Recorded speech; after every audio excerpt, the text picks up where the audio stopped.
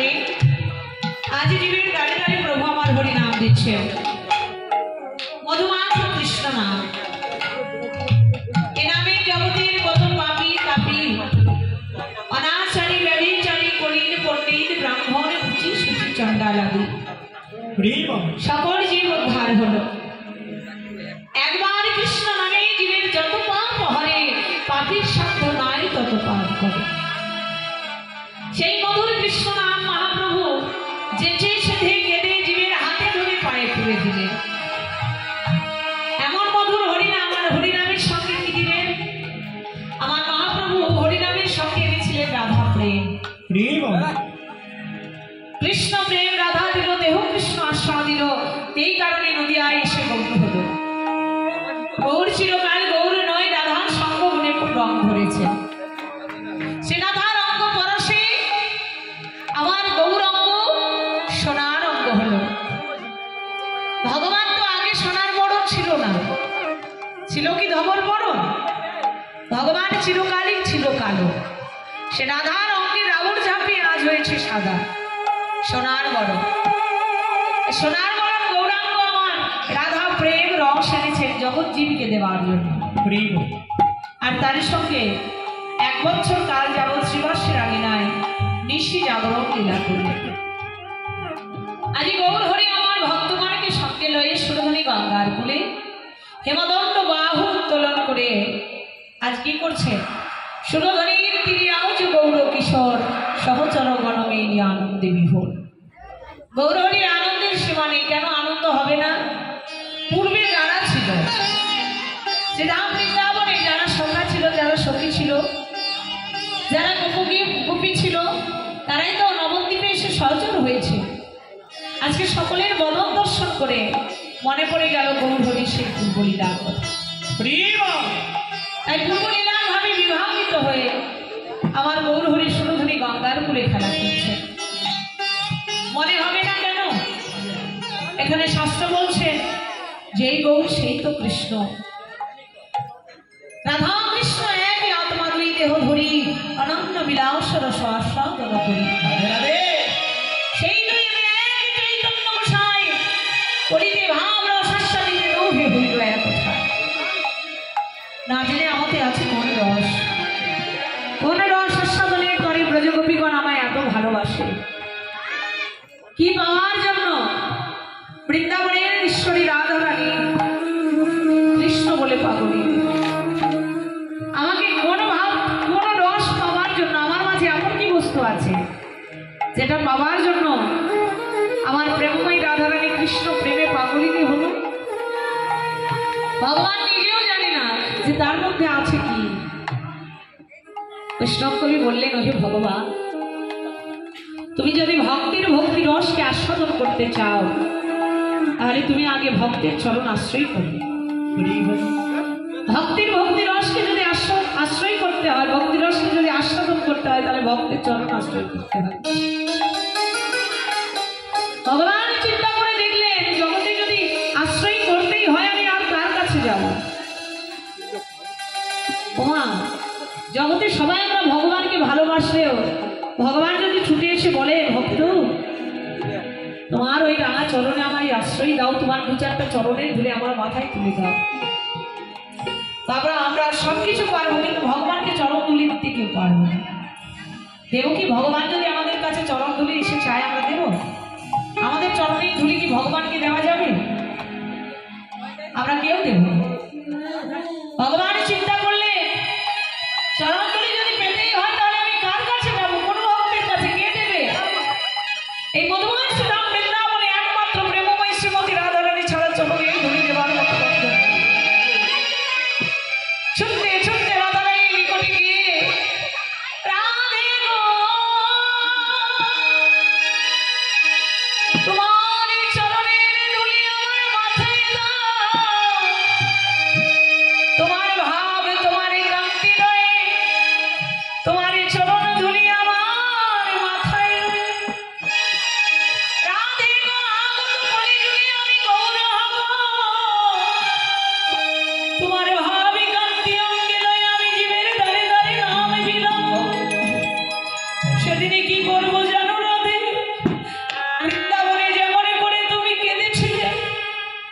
ওগো রাধে তেমনি করে আমি রাধে বলে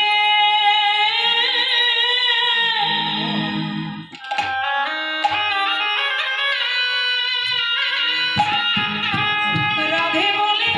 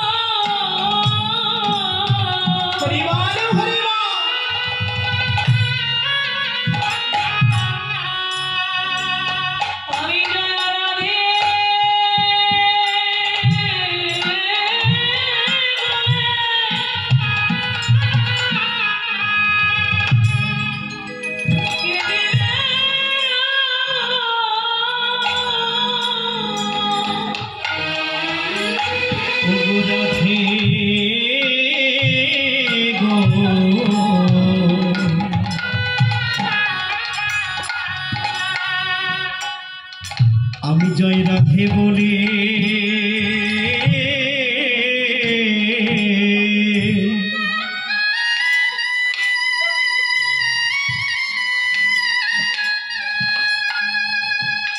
আমি জয় রাধে বলে কে দেবা কে দেবারাবো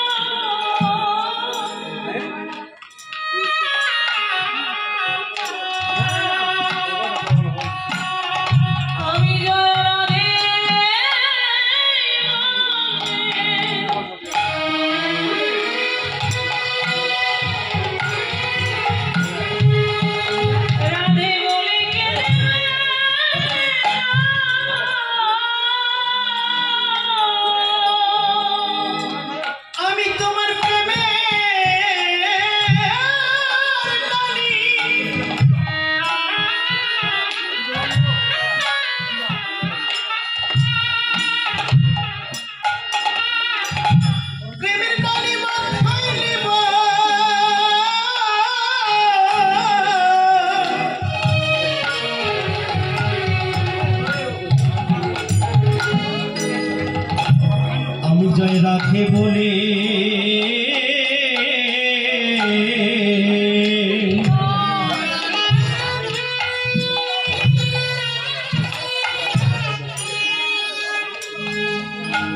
আমি জয় রাধে বলে কে দেবা রাম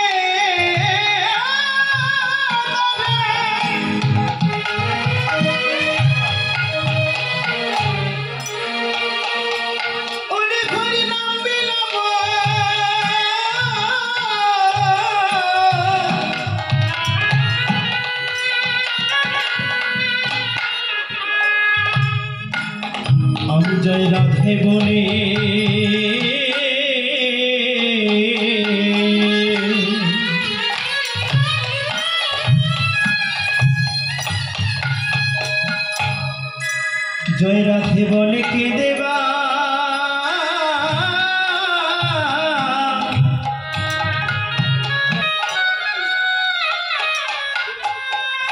উড়ে কেঁদে বেড়াবো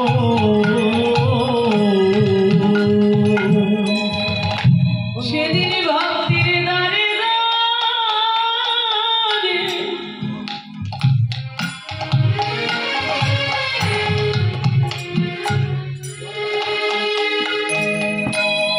হরি নামে বিলাবো। আমি সেদিন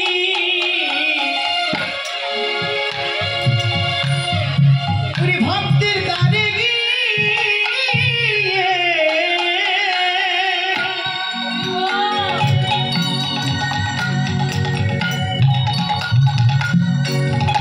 হরি নাম বিলাবো।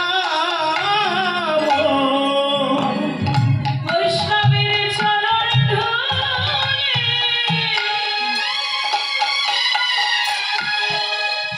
আমার গায়ে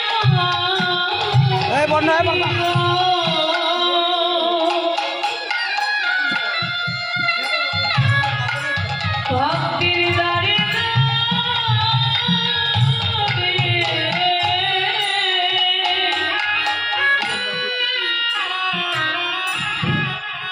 হরি নামে বিলাবো। উনি বৈষ্ণবের চরণ ধুলি প্রেম আমার গায়ে মাখিব।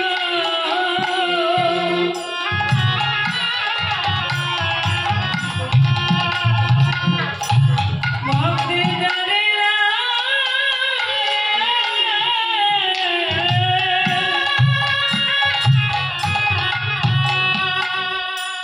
হরি নাম বিলাবো।